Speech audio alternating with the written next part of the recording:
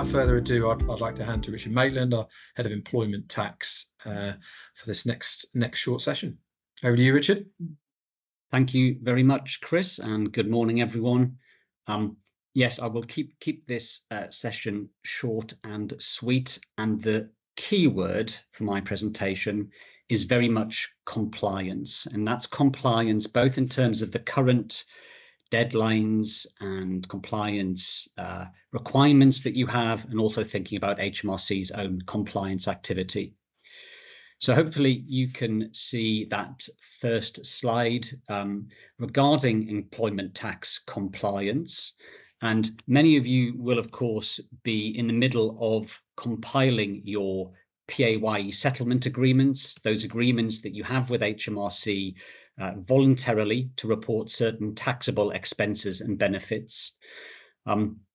Effectively, through a PSA, you're settling the tax due on behalf of your employees, which obviously is very convenient for them, but it can be costly for you because you pay the tax on a grossed up basis. If you don't already have a PSA, you could get one for the current year because you will have to apply by the 5th of July following the end of the current year. So you'd be reporting retrospectively for the current tax year, but you couldn't now get one for the tax year 24-25, which obviously is being reported on now. So 25-26, if you don't have one already. I'm sure many of you do, and you may have even use the new HMRC portal to submit your calculations. So that isn't submitting the payment under the PSA, that's submitting the calculations. There is a relatively new portal for you to do that, and hopefully you submit the calculations, you get the payment reference, and then you pay electronically by next month, 22nd of October. So I'm sure many of your teams working, to collate all of that PSA benefit data, bring it all together, and to make those payments across to HMRC by next month's deadline. And staying with the theme of reporting benefits to HMRC, we talked in February in this session regarding the introduction of mandatory payrolling of benefits. That's now not going to happen until April 2027. It was mooted as April 2026, but HMRC have said they're going to allow more time for employers and software providers to get ready. Many of you may already be payrolling some of your benefits under a voluntary arrangement. When that becomes mandatory, it will be a big change. We'll see P11Ds disappear, so that'll be a big change, although we expect PSAs to stay, because with P11Ds and payrolling of benefits, the employee still pays the tax, whereas under a PSA, as we said, it's you settling the tax on behalf of your employees. One big compliance change around employment tax that is going to happen in April 2026, we anticipate, is changes to the rules on impacting umbrella companies, and the new legislation introduced April next year will make the agency and the umbrella company jointly and severally liable for amounts due under PAYE. So under the current typical umbrella company model, the umbrella company employs the workers. They are then provided via an agency to an end client, which may be your business, or indeed your business, your organization, maybe itself an umbrella company, or indeed an agency. So clearly, if you are an agency or an umbrella, you'll be directly impacted by these compliance changes.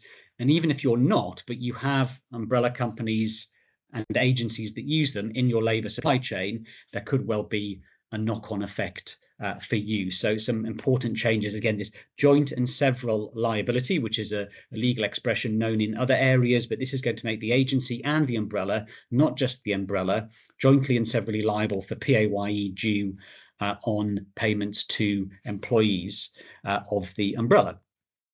And then again, thinking still about employee benefits, but now sort of homing in on some specific benefits in kind company cars, and specifically, firstly, the EV company cars, so not other sort of fuel types, petrol or diesel, but specifically for EV company cars. The mileage rate that you can pay to employees driving EV company cars has already changed. It changed right at the start of this month.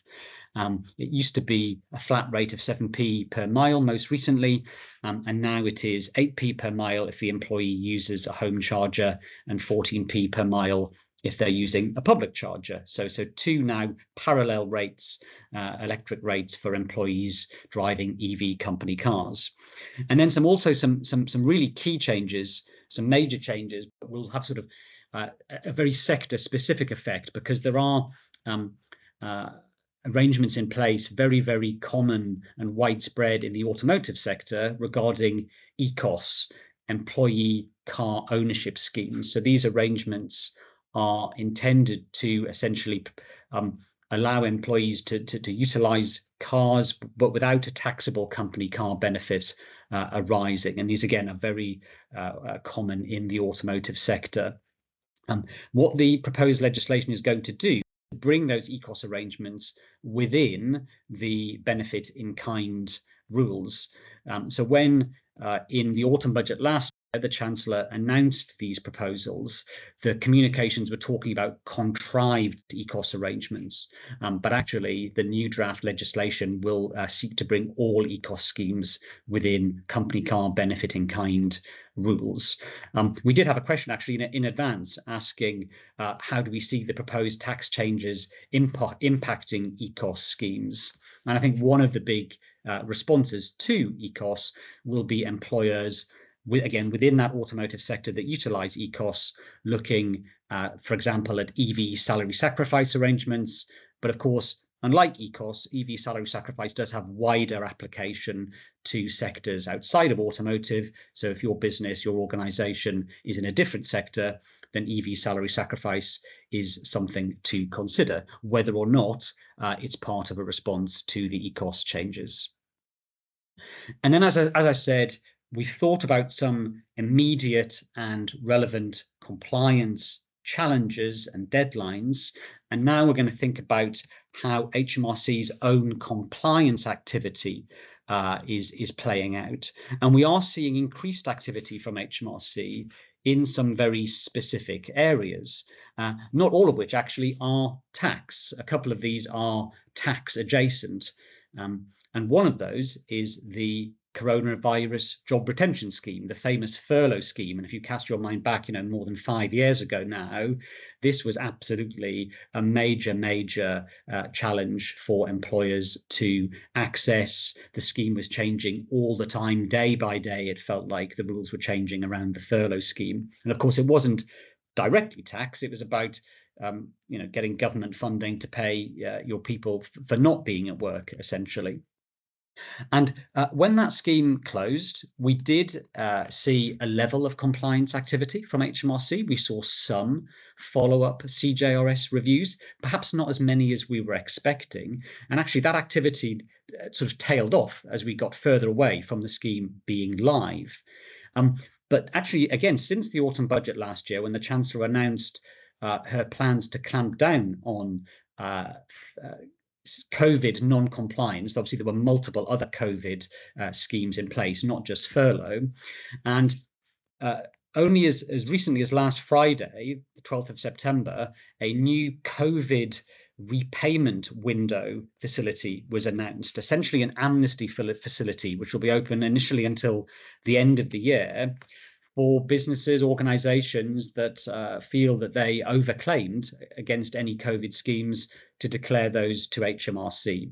And as part of that, we are seeing some more targeted compliance activity by HMRC, going back to those furlough scheme claims specifically from all those years ago, and asking employers to evidence why those claims were justified at those levels. So I don't want to scaremonger. We're not seeing a very, very high volume of these reviews, but we are seeing relatively more than we were previously.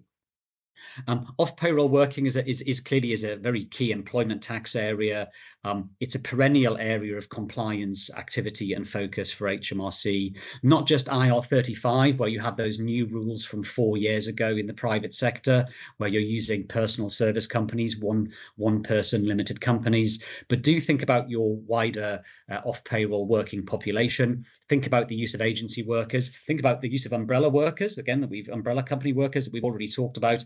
think about self-employed sole traders, because I think it's the key to robust compliance in off-payroll working is to be able to know who your off-payroll working populations are, like the ones that we've just mentioned. And if you do receive an employer compliance review from HMRC on this area, it's very powerful to be able to say to HMRC at the outset, we know who our off-payroll workers are, and here is the documented rationale as to why we do pay them off payroll. Why, for example, we consider a sole trader is genuinely self-employed for tax purposes and not more like one of our employees. Having that information, having that perspective on your populations is really powerful.